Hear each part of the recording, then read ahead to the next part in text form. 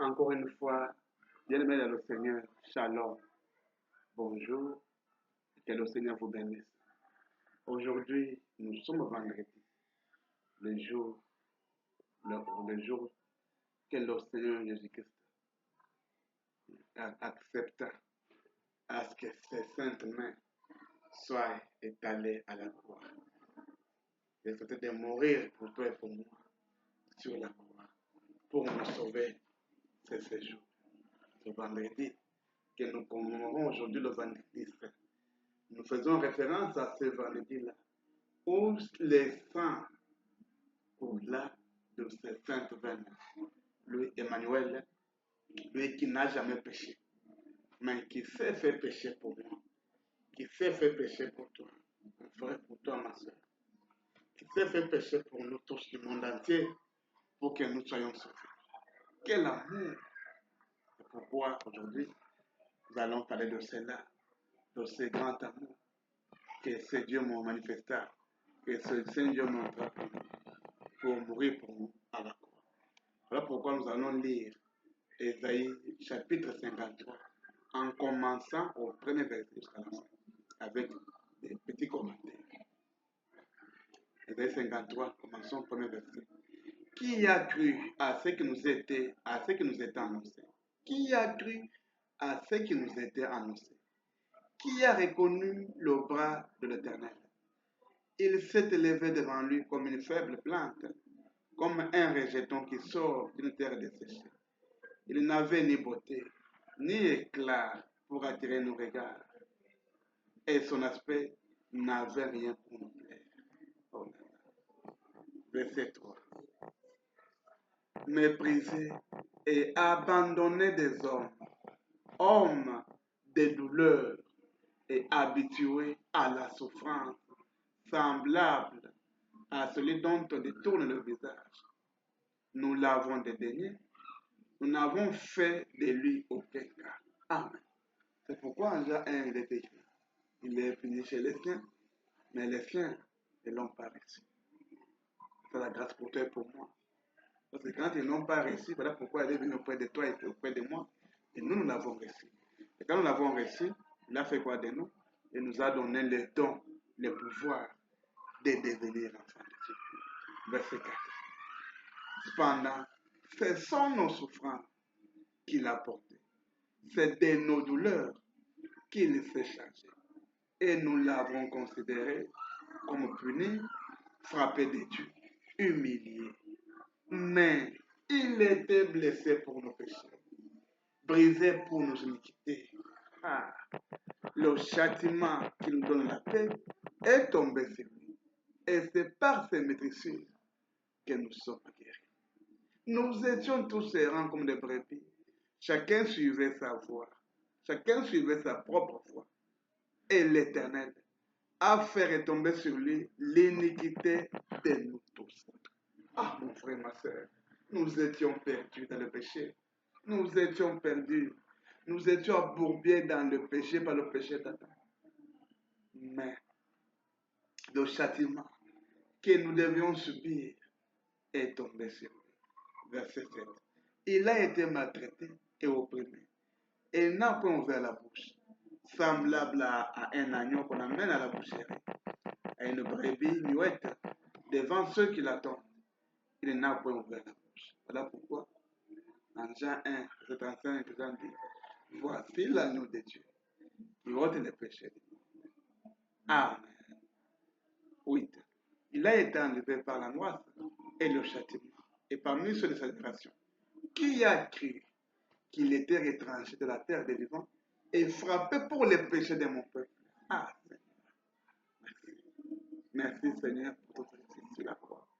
Merci pour ton sang que tu as collé pour moi, pour que moi je sois sauvé aujourd'hui. Pour que moi, Joseph, sois appelé aujourd'hui enfant. C'est grâce à ton sang, Seigneur. Si ton sang n'était pas coulé, où serais-je? Si ce sang n'était pas coulé, où seras-tu, mon frère, ma soeur? C'est grâce à ce sang que tu es appelé enfant de Dieu. Voilà pourquoi prends du temps pour réfléchir.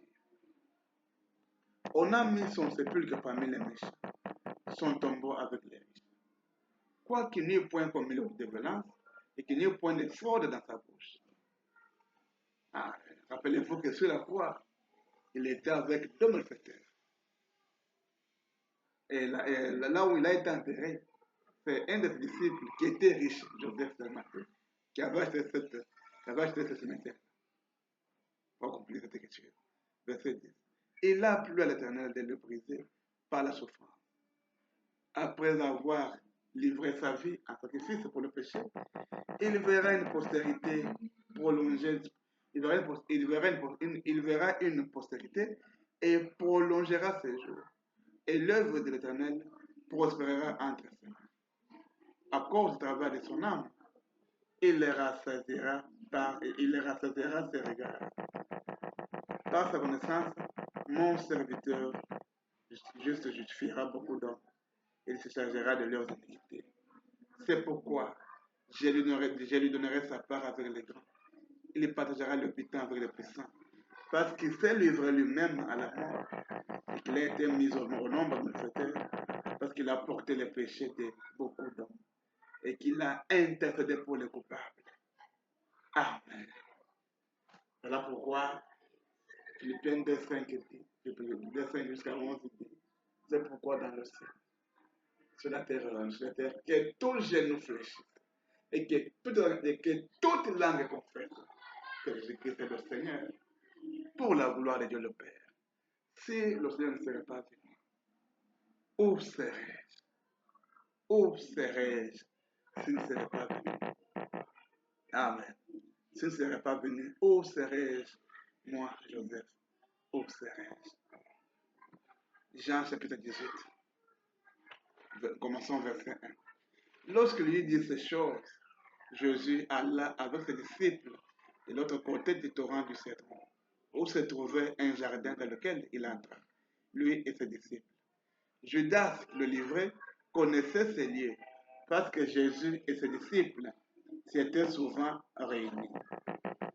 Judas, donc, ayant pris la cohorte et des huissiers qu'envoyèrent les principaux sacrificateurs et les pharisiens, vint là avec des lanternes, des flambeaux et des arcs. 4. Jésus, sachant tout ce qui devait lui arriver, s'avança et leur dit, qui cherchez-vous? Ils lui répondirent, Jésus de Nazareth. Jésus leur dit, c'est moi. Et Judas, qui le livrait, était avec eux. Lorsque Jésus leur eut dit, c'est moi, ils reculèrent et tombèrent par terre. Il leur demanda de nouveau, qui cherchez-vous? Ils dirent, Jésus.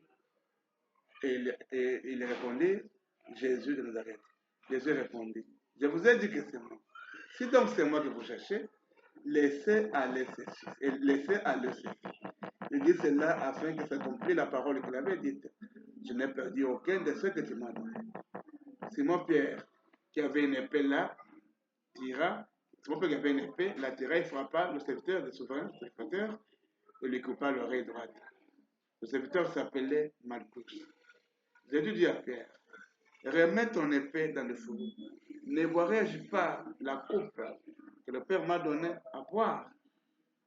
La cohorte et les tribuns et le huissier des Juifs, au sujet alors de Jésus, et le lièrent. Verset 13. Verset 13.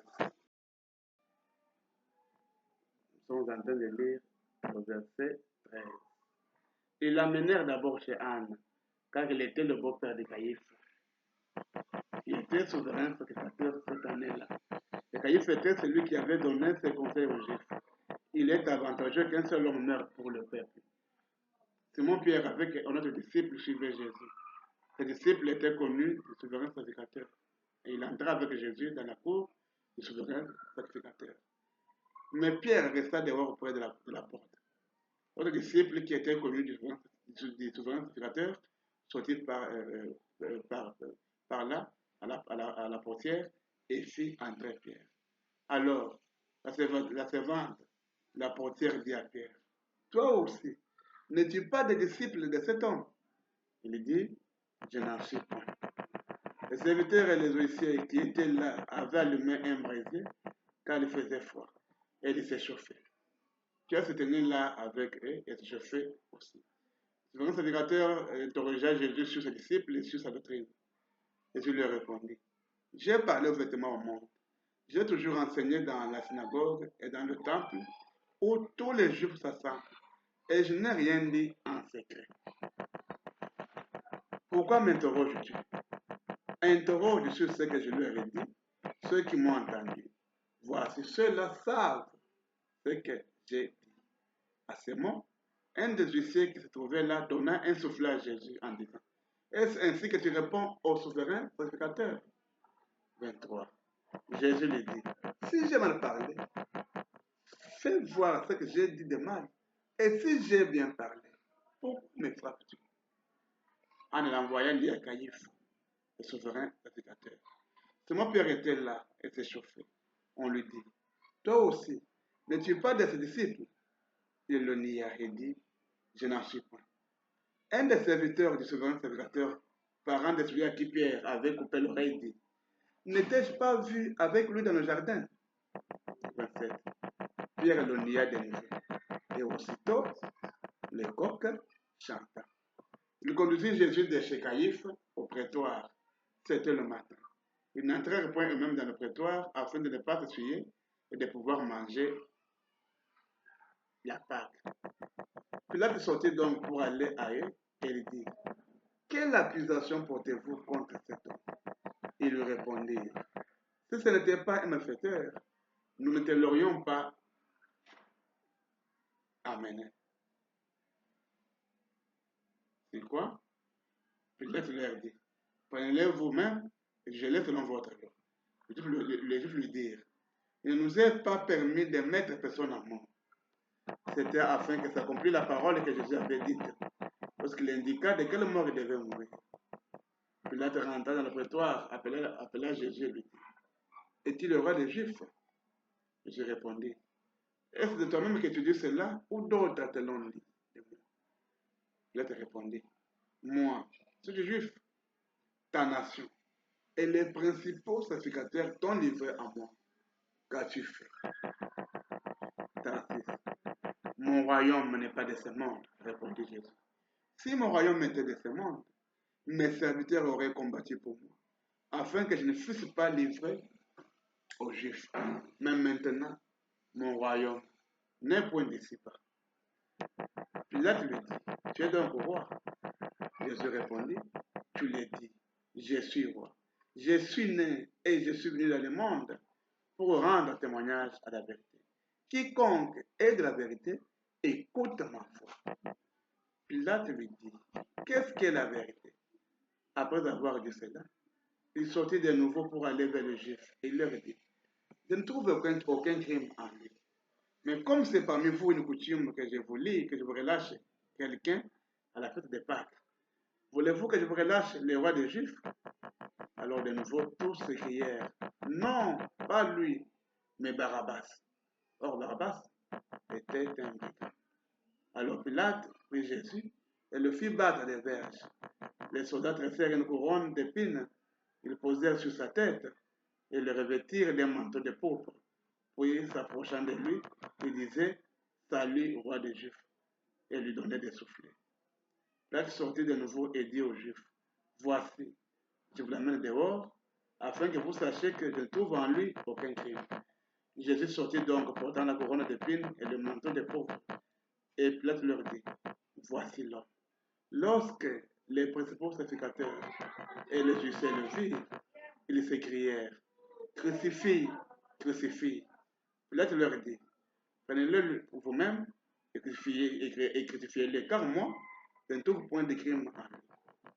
Les Juifs lui répondirent, nous avons une loi, et selon notre loi, il doit mourir parce qu'il s'est fait fils de Dieu. Quand Pilate entendit cette parole, sa frayeur augmenta. Il rentra dans le prétoire et dit à Jésus, d'où es-tu?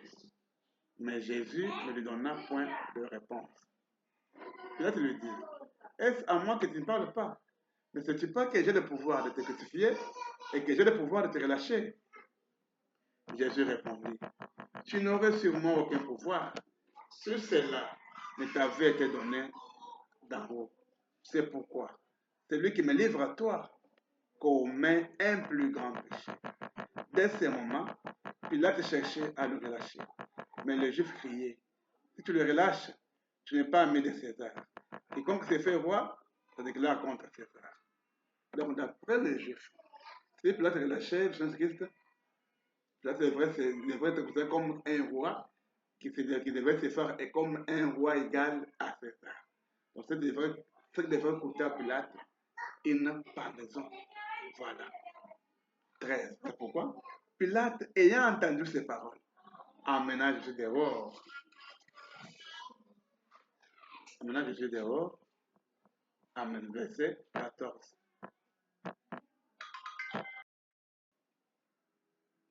Amen. Amen. Estamos a continuar. É a palavra do Senhor Cristo, nosso Deus, nosso Criador, que nos fez a graça para que possamos ser conduzidos. Amen. Nos excuses pour ces événements. Verset 29. Il y avait là un vase plein de vinaigre. Les soldats remplirent une éponge, l'ayant fixée à une branche d'hysope, ils l'approchèrent de sa bouche. Quand Jésus eut pris le vinaigre, il dit, tout est accompli. Et baissant la tête, il rendit l'esprit. Mon Seigneur mourit. Mon Seigneur souffrit sur la croix.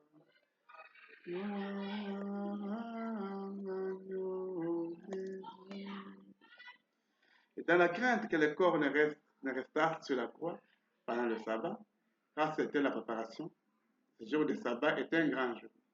Les Juifs demandèrent à Pilate qu'on rompît les jambes crucifiées, qu'on les enlèvera. Les soldats vinrent donc, ils rompirent les jambes au premier, puis à l'autre, qui avait été avec lui. S'étant approché de Jésus, le voyant déjà mort, ne lui rompirent pas les jambes. Mais un soldat lui pressa le côté avec une lance et aussitôt il sortit du sang et de l'eau. Celui qui l'a vu en a rendu témoignage, et ce témoignage est vrai. Et il sait qu'il dit vrai, afin que vous croyez aussi, que ces choses sont arrivées, afin que l'écriture soit accomplie. Aucun de ces os ne sera brisé, et ailleurs l'écriture dit encore, ils verront celui qu'ils ont percé. Après cela, Joseph d'Arimathée qui était disciple de Jésus, mais en secret. Car quand les Juifs demandaient à Pilate la permission de prendre le corps de Jésus, et Pilate le permit. Il vint donc et prit le corps de Jésus. Quand Joseph va jusqu'au Pilate, c'est pour montrer que Joseph n'était pas n'importe qui.